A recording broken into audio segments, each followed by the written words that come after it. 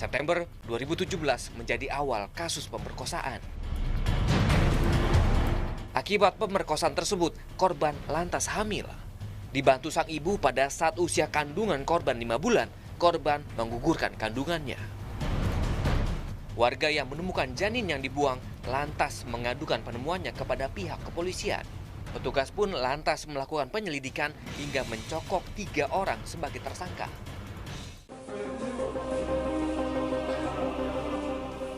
Kasus ini pun kemudian dilimpahkan ke Pengadilan Negeri Muara Bulyan.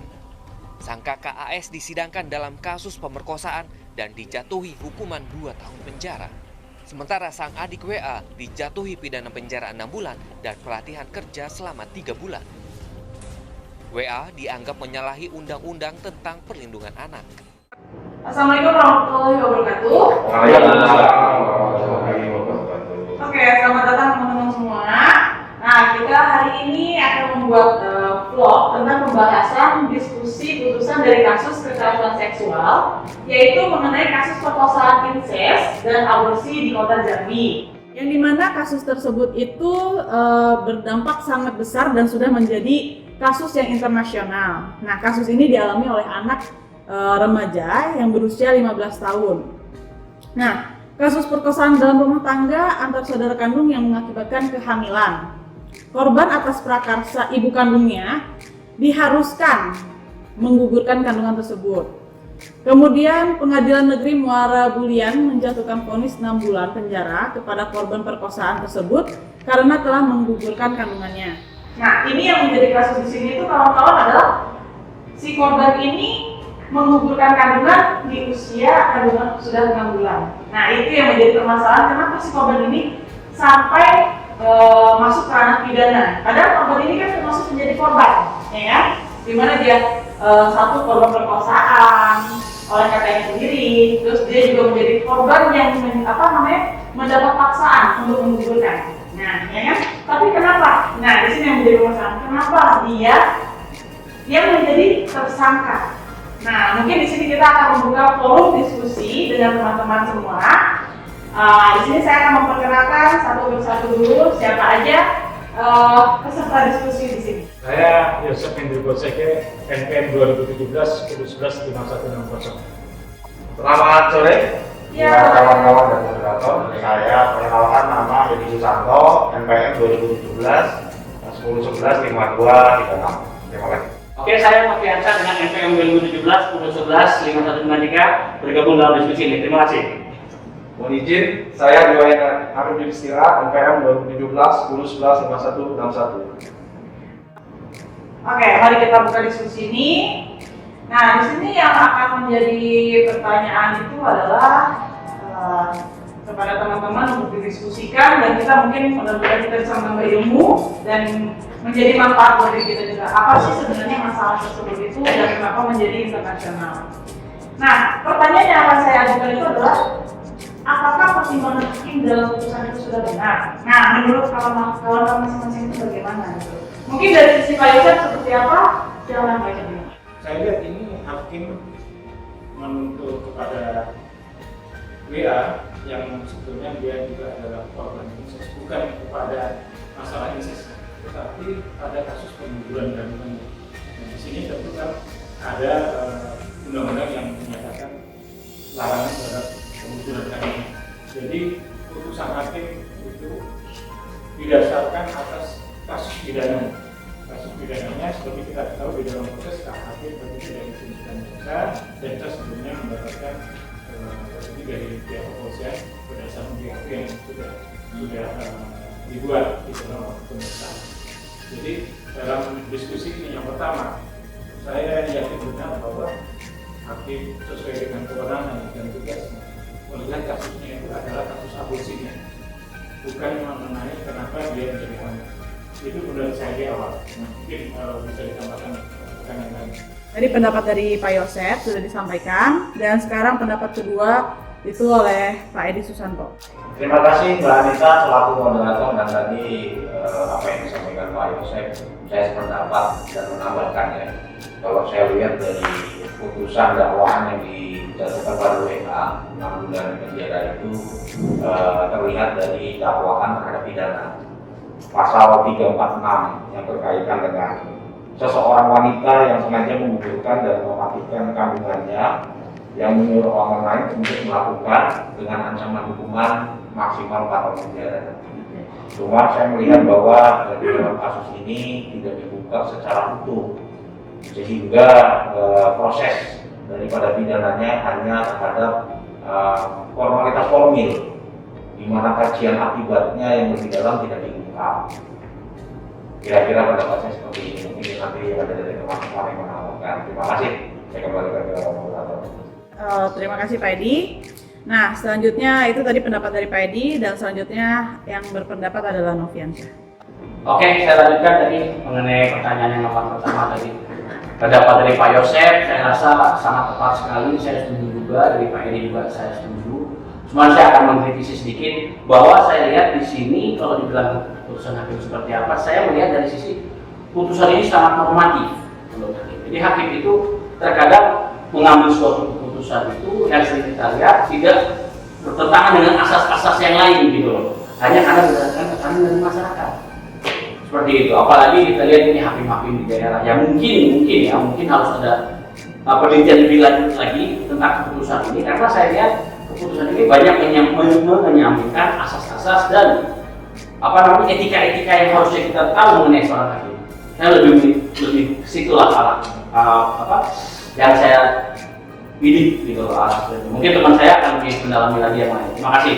Baik, menurut apa yang dikatakan Bapak Edi dan Bapak Novi tadi, bahwa kasus ini perlu kita kritisi. Kenapa? Karena dalam proses putusan hakim ini banyak sekali ada undang-undang yang seharusnya melindungi si korban ini.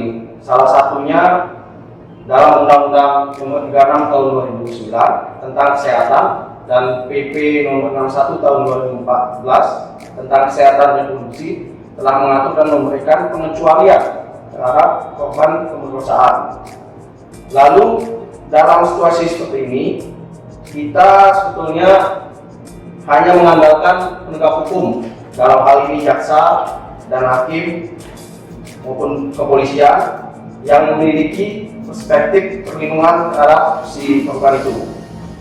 Lalu yang kedua, kita juga harus memprioritaskan si korban ini, si WA, bagaimana melindunginya, memulihkan kesehatan jiwanya dan fisiknya, lalu yang kemudian membantunya membangun lagi kehidupannya. Sekian. Nah, sekarang yang menjadi pertanyaan selanjutnya itu adalah saat korban perkosaan melakukan aborsi, kenapa dipenjara gitu? Bukan dikuatkan, dan harusnya kan mendapatkan rehabilitasi, ya kan? Nah, ini bertentangan sekali dengan Undang-Undang Perlindungan Saksi dan Korban. Nah, mungkin kita akan memulai dari Pak Yosef kembali. Seperti di awal saya sampaikan bahwa saya mencoba mendalami kemungkinan hakim di dalam membuat putusannya untuk mempidanakan gadis ini sebut namanya WA untuk 6 bulan penjara. Seperti tadi saya bilang, di dasar dari putusan hakim adalah pidana penggugurannya tadi yang dikeluarkan oleh Pak Edi, rekan kami. Tetapi saya tertarik dengan rekan ahli tadi mengenai peraturan pemerintah nomor 1 tahun 2015 mengenai kesehatan reproduksi, khususnya di bab 4 mengenai indikasi kedaruratan kenapa harga harus digugurkan. Ini yang mungkin tidak ada di dalam pertimbangan hakim di dalam memutuskan pidana 6 bulan. Nah, ini tidak sesuai. Kita coba pilah dulu pidananya dulu. Saya mencoba untuk bukan maksud saya membela putusan hakim, nanti kita akan lihat di diskusi selanjutnya, tetapi saya ingin tahu sesuai dengan wewenang dan tugas hakim, maka hakim sudah menjatuhkan putusan berdasarkan undang-undang pidana pasal berapa tadi yang disebutkan dari sini? Pasal 346 346 mengenai mematikan atau menggugurkan kandungan. Nah, jadi itu dulu. Nanti pertimbangan ini, kalau saya lihat di sini kan mungkin belum juga ada pembelanya, pembela hukum juga belum ada banding. Nanti coba kita lihat di selanjutnya. Saya kira itu pendapat saya mengenai kenapa tetap diputuskan nanti.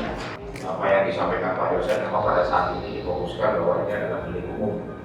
Artinya memang jatuhnya kepada satu kejadian dan kemudian pelaku deliknya ada.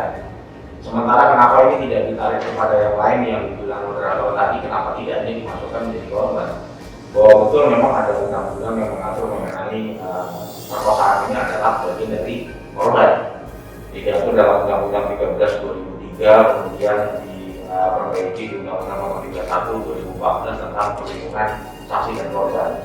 Namun karena ini adalah satu kejadian delik yang bersifat sangat malu ya, karena incest ini kan adalah satu kejadian yang memang pihak keluarga tidak mau ini menjadi persoalan. Kalau ini masuk ke dalam delik yang lain, dalam hal delik khusus, kemudian ini juga bisa dikatakan KDRT.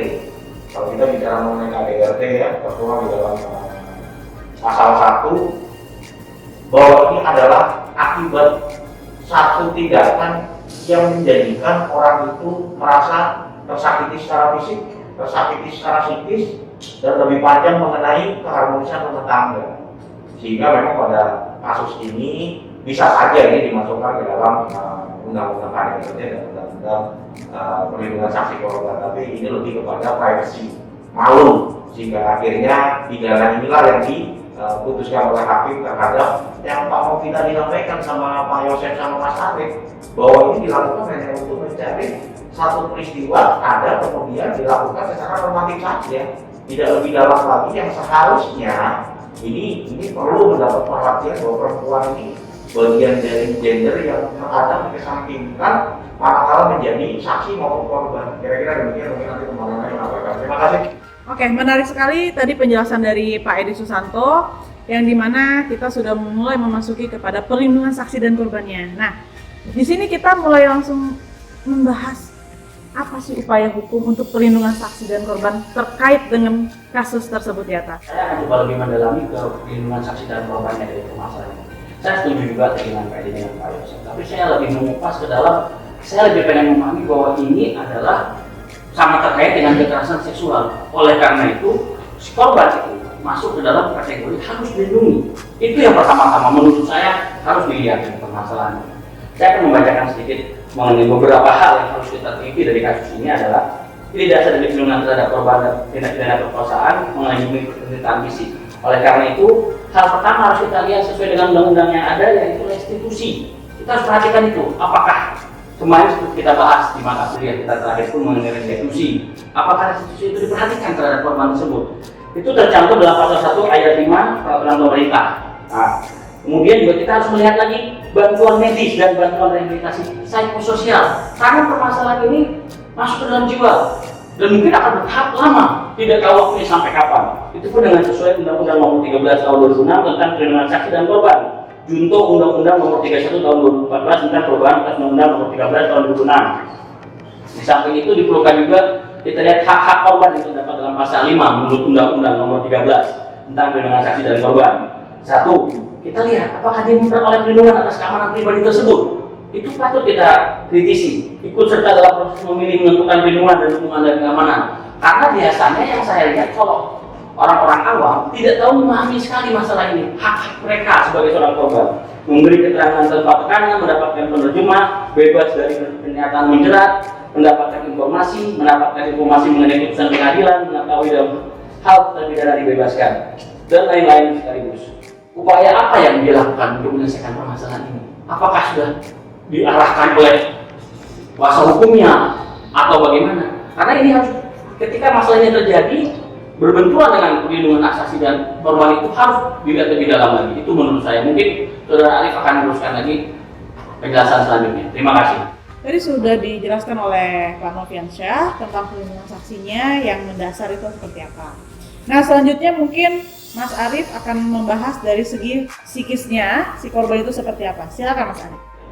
Nah, di sini mungkin kita bisa memaknai kasus ini dalam segi kekerasan dalam rumah tangga, di mana kekerasan dalam rumah tangga itu adalah tindakan yang dilakukan dalam rumah tangga, baik dilakukan oleh suami, istri maupun anak, yang berdampak buruk terhadap keutuhan fisik, psikis dan keharmonisan hubungan sesuai dengan termasuk dalam pasal 1 Undang-Undang 23 tahun 2004 tentang penghapusan kekerasan dalam rumah tangga.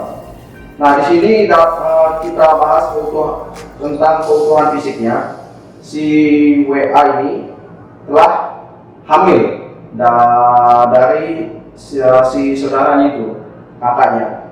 Lalu yang kedua, fisikisnya, si WA ini merasa tertekan. Kenapa? Karena si ibunya ini akan melakukannya ke kepolisian. Gitu. Yang satu lagi, mungkin kekurangan keharmonisan dalam suatu hubungan di keluarga itu. Mungkin itu pendapat saya. Vonis 6 bulan penjara bagi WA dinilai Wakil Ketua KPAI Rita Pranawati berlebihan dan tidak sesuai. Pasalnya pelaku aborsi merupakan korban pemerkosaan sehingga aborsi terpaksa dilakukan. KPAI meminta kasus aborsi WA harus dilihat secara menyeluruh agar keadilan dapat dirasakan bagi korban. Sebenarnya sebelum kasus pidana kasus ini, adiknya sang perempuan sudah mengalami perkosaan oleh kakak kandungnya sendiri dan sudah berulang kali. Tentu ini adalah situasi yang sangat tidak menyenangkan ya, sesuatu yang sangat memprihatinkan buat kita semua karena seorang kakak memperkosa adik kandungnya sendiri di dalam rumahnya sendiri. Ini kan kemudian penting untuk dievaluasi secara menyeluruh terkait dengan pengasuhan yang dilakukan oleh orang tua. Kenapa kejadian ini tidak terdeteksi oleh orang tua, bahkan kemudian sampai adiknya hamil. Ini tentu menjadi problem yang penting untuk diperhatikan oleh masyarakat sekitar. Kemudian ada proses pidana karena kakak kandung melakukan incest kepada adiknya. Namun demikian ternyata adiknya juga mendapat pidana yang lain, yaitu aborsi. Barangkali hakim menurut kami terlalu normatif gitu ya, karena kemudian mempidana si korban. Sesungguhnya korban membutuhkan rehabilitasi yang lebih panjang, tetapi ini justru tidak didapatkan karena sebenarnya anak berhadapan dengan hukum kan baik korban, pelaku maupun saksi. Nah, kita tidak melihat aspek rehabilitasi pada korban ini, tetapi justru yang terlihat adalah aspek pidana dari yang diberikan kepada Ananda, yaitu 6 bulan setelah kemudian ribut, baru kemudian publik meminta tidak ada pidana bagi Ananda ini, makanya kemudian ada penangguhan penahanan. Di dalam konteks hukum sebenarnya itu kan ada restoratif justice yang tidak harus dihukum seperti itu gitu ya, karena sekali lagi Ananda adalah anak korban. Ini yang kemudian luput dari pandangan hakim. Dan ini menjadi penting untuk perhatian bagi seluruh hakim memiliki perspektif perlindungan korban gitu ya. Meskipun gitu ya, secara normatif itu melanggar, tetapi ini adalah korban dan penting untuk dilakukan rehabilitasi sekaligus bisa dilakukan restoratif justice pada anak ini sehingga tidak mendapatkan hukuman seperti itu. Tapi alhamdulillah hari ini Ananda sudah mendapatkan penangguhan penahanan, jadi tidak lagi ada di LPKA. Tadi berbagai penjelasan tentang upaya apa saja sih yang didapatkan untuk si korban dilaporkan mendapatkan tindak pidana. Seperti dia menggugurkan kandungan. Nah, sekarang yang mau dipertanyakan lagi itu adalah dalam menggugurkan kandungan, apakah termasuk overmah atau keadaan terpaksa yang didapatkan oleh si korban dari ibunya tersebut. Nah, ini pandangan menurut KUHP. Kita meminta pendapat dari teman-teman. Baik, terima kasih. Yang saya ketahui mengenai overmah yaitu keadaan terpaksa, yang dimana seseorang terpaksa melakukan sesuatu yang tindak pidana, ya, yang dimana seharusnya mungkin bisa mendapatkan satu pidananya untuk digugurkan. Dalam kasus seperti ini, kalau saya lihat data di sini bahwa korban incest dan pelaku pengguguran kandungan ini dalam menggugurkan kandungan tidak sendirian, tapi korban WA ini mendapatkan desakan dari ibunya. Tadi di awal sudah disampaikan sama rekan ini bahwa masalah 1, kehamilan di luar nikah, 2, incest, 3, pengguguran kandungan di dalam adat ketimbangan itu suatu aib Jadi mungkin pertimbangan ibunya untuk memaksa WA untuk menggugurkan itu untuk menutupi aib keluarga. Dan kalau tidak saya keliru di dalam ceritanya bahwa polisi dan aparat penegak hukum melihat kasus ini dari awal dihubungkan oleh adanya sosok mayat bayi. Nah, kembali kepada katakanlah WA ini menurut saya hanya kasus yang kecil saja yang terlihat, tetapi sehari-hari peristiwa perkosaan dan bagaimana mengatasi perkosaan yang disampaikan rekan Novi, bagaimana melindungi korban perkosaan, itu yang lebih penting sekarang. Bagaimana melindungi korban perkosaan. Sebab hingga saat ini RKUHP belum mencantumkan mengenai pengguguran karena korban perkosaan. Meskipun pada RKUHP itu di pasal 502, 503 yang draftnya di tahun 2019 9 Juli itu ternyata memang belum memasukkan perlindungan terhadap perempuan korban perkosaan. Jadi ini yang di kemudian hari memang harus kita cermati untuk mencoba bagaimana melindungi korban-korban perkosaan. Saya kira mungkin itu yang penting di dalam kasus ini. Kasus ini sudah terjadi, hakim sudah memutuskan keputusan bagaimana nanti kita lihat selanjutnya. Tetapi supaya tidak terjadi lagi hal yang semacam ini di mana korban perkosaan tidak terlindungi, ini yang menurut saya penting. Terima kasih.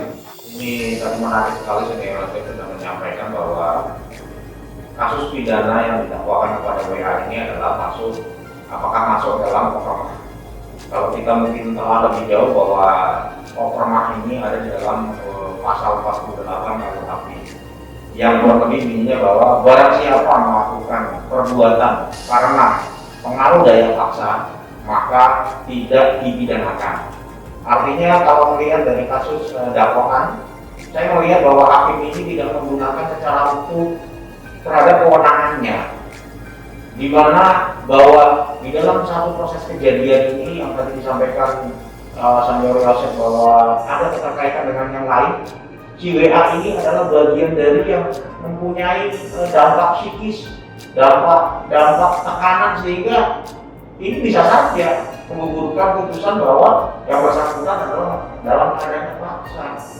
Di mana orang tuanya kalau kita dengar cerita kan, yang menginginkan bahwa ini jangan sampai diketahui orang tua, kemudian kakaknya sampai berkali-kali melakukan. Artinya bahwa memang dengan umur yang masih 15 tahun, kemudian yang bersangkutan juga menggugurkan karena terpaksa, saya pikir ini bisa menjadi satu ruang bahwa seharusnya pada saat itu keputusannya adalah si WA ini adalah sebagai korban dan dibebaskan dari tindak pidana sesuai dari pasal 48 KUHP tadi, termasuk dalam kategori overmah. Ya kira-kira sih seperti itu, mungkin lebih nanti rekan-rekan yang memberikan tanggapan. Terima kasih, moderator. Kembali. Nah, tadi sudah menjadi mendapat penjelasan dari Pak Edi Susanto mengenai hal tersebut. Nah, sekarang kita akan berlanjut kepada pendapat selanjutnya, yaitu oleh Pak Noviansyah. Oke, saya melanjutkan dari rekan-rekan tadi, sangat menarik betul untuk pembahasan mengenai kasus ini. Memang kalau tidak menarik tidak mungkin sampai media-media luar pun meliput. Bahkan terakhir saya lihat berita ini sampai terjadi demo di sana atas keputusan ini. Betul, saya sangat setuju tadi yang disampaikan oleh Senior Edi, dibacakan juga sama Mas Arifin Istira, Mas Senior Yosef, bahwa sesuai dengan apa yang terjadi, kita perhatikan bahwa korban ini adalah anak di bawah umur. Itu yang harus kita tahu. Apa yang bisa dilakukan oleh anak di bawah umur yang mengalami tekanan mental seperti itu? Sehingga dorongan overmah itu saya yakin pasti ada dan memang harus dibebaskan. Saya setuju itu. Karena dia merupakan korban di bawah umur yang mengalami tekanan seperti itu.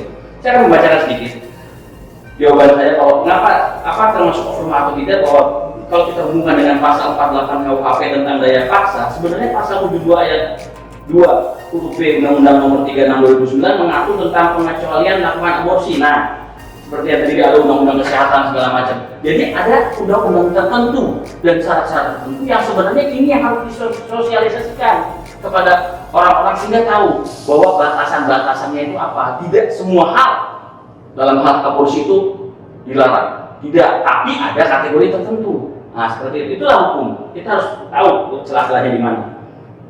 Daya paksa merupakan alasan pemaaf Kita pernah belajar bagaimana ada yang namanya alasan pemaaf. Alasan pemaaf karena seorang yang melakukan perbuatan pidana tidak dapat dijatuhi pidana karena tidak adanya kesalahan, walaupun hal tersebut melanggar hukum. Dalam kasus abortus provokatus pada korban perkosaan terjadi konflik antara dua hak, yaitu hak perempuan yang hamil bertentangan dengan hak janin dan untuk tetap hidup, hak perempuan untuk tetap menjalankan hidupnya tanpa tekanan psikologis dan sosial. Seperti itu.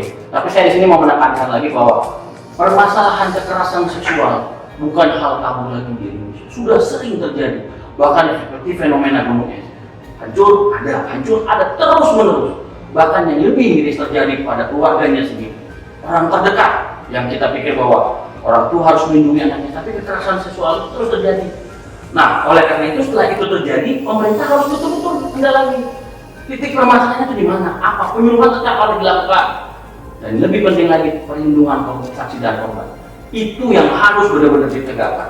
Nah, kemudian selanjutnya mungkin Saudara Arif akan menutup diskusi ini dengan penjelasan beliau terakhir. Terima kasih. Ya, saya baca itu menurut pasal 44 KUHP. Alasan pemaaf adalah alasan yang menghapus kesalahan dari si pelaku suatu tindak pidana, sedangkan perbuatannya tetap melawan hukum. Jadi, dalam alasan pemaaf dilihat dari sisi pelakunya atau subjektifnya. Misalnya, lantaran pelakunya tak waras atau gila sehingga tidak dapat dipertanggungjawabkan. Lalu yang kedua, saya akan menambahkan sedikit tentang penjelasan pasal 75 ayat 1 Undang-Undang Nomor 36 Tahun 2009 tentang Kesehatan, yaitu pengecualian terhadap larangan melakukan aborsi diberikan dalam dua kondisi, yaitu yang pertama, indikasi kedaruratan medis yang dideteksi sejak usia dini kehamilan, baik yang mengancam nyawa ibu atau janin yang menderita penyakit genetik berat atau cacat bawaan, maupun yang tidak dapat diperbaiki sehingga menyulitkan bayi tersebut hidup di luar kandungan, atau yang B, kehamilan akibat pemerkosaan, nah yang dapat menyebabkan trauma psikologis bagi korban pemerkosaan. Nah, dalam situasi seperti ini, pada akhirnya kita, yang saya katakan di awal, kita hanya bisa mengandalkan penegak hukum, jaksa dan hakim yang memiliki perspektif perlindungan terhadap si korban. Sekian. Indonesia sudah darurat kekerasan seksual. Setiap tahun jumlah kasus kekerasan seksual terhadap perempuan terus meningkat. Data Komisi Nasional Anti Kekerasan Terhadap Perempuan misalnya menyebutkan jumlah kekerasan seksual terhadap perempuan yang dilaporkan dan ditangani selama 2017 berjumlah 335.062 kasus. Jumlah ini naik drastis dari tahun sebelumnya yang sebanyak 259.150 kasus. Komisi juga mengatakan bahwa sebanyak 50% kasus perempuan yang melaporkan tindak kekerasan seksual berakhir dengan jalur mediasi, yakni dengan mengawinkan korban dengan pelaku. Inilah yang melahirkan pandangan permisif terhadap kekerasan seksual serta membuat masyarakat tidak berempati pada korban dan bahkan cenderung ikut menyalahkan korban. Pandangan seperti ini harus diubah karena bila ada kekerasan maka pelaku dan calon pelakunya yang harus dikerangkeng, bukan malah membelenggu kebebasan korban dan calon korban. Saya kira pas sekali tadi yang Arif nutup nyambung dari Bang Mufi, dari Pak Edi. Tadi yang bisa alasan pemaaf ya. Pasal berapa itu tadi? Pasal 44. Terima kasih dari Mas Edi koreksi saya dulu. Tidak apa-apa, kita kan belum menjadi sarjana hukum. Nama juga tegap juga di depan kamera. Yang tadinya dua hafal KUHP manapun jadi lupa semua. Jadi gini, tadi udah benar bahwa jadi sebetulnya nyambung dengan putusan hakim di awal. Dia melihatnya ininya dulu, pidananya dulu. Nah, itu bahwa nanti itu akan dibalik berdasarkan pasal tadi berapa itu putusan nanti. Jadi artinya kasus ini menurut saya menarik ini. Mungkin nanti bisa dilihat cuplikan ya. Betul nanti memang ada nanti bisa. Ini menarik sih buat dibahas karena kasus ini kan pasti tidak hanya satu kasus, itu banyak nih. Benar. Kayak gini. Ini salah satunya aja Pak yang kita tadi bahas sama-sama. Mungkin kalau kita perpanjang lebih banyak, cuma kan waktu juga kita kan durasi. Ya, cuma memang kalau kita pikirkan miris juga ya, ini pasti mungkin dari masyarakat yang mungkin belum paham hukum, belum tahu haknya di mahkamah hukum. Inilah kritik hukum kita sebagai akademisi yang melihat dari sisi yang sekilas kita lihat saja bahwa ada celah-celah yang sebenarnya banyak hal secara keadilan, manfaat. Faktanya hari ini kita lihat hanya melihat pada norma-normanya saja, tanpa menggali lebih dalam lagi sehingga kasus itu utuh. Kira-kira demikian. Dan masalah ini kan bukan hanya pada masyarakat yang di daerah, tapi sudah sampai di kota-kota juga masalah seperti ini. Saya jadi tertarik itu, kenapa itu kakaknya itu apa yang menyebabkan kakaknya Melakukan itu ya.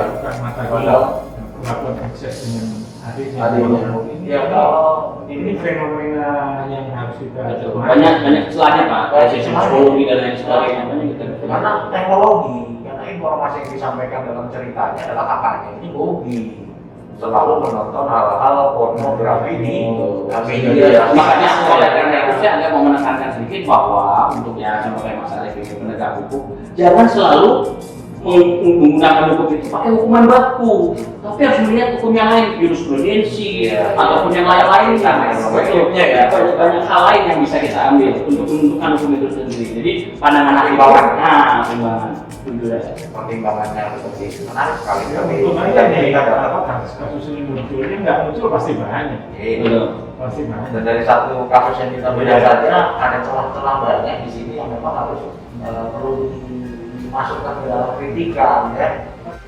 Nah, jadi satu lagi saya mau kita tuh sebenarnya terima kasih banyak dengan Bu Ika. Ya kan, karena dengan Bu Ika mengarahkan hal seperti ini, jadi sehingga kita bisa membahas. Yang dari seperti Pak Yosef bilang tadi kan banyak begini, tapi kan tidak pernah muncul. Dan mahasiswa belum dikasih kesempatan untuk meneliti lebih lanjut. Oleh karena itu terima kasih sekali untuk Bu Dr. Ika Dewi Sartika saya kesempatan ini, dan kita jadi belajar dari depan TV siapa tahu ya kan. Nanti kan beliau pakar. Nggak pakai korporat lagi ILC. Iya. Salah. Dan itu benar Bu Ika. Terima kasih.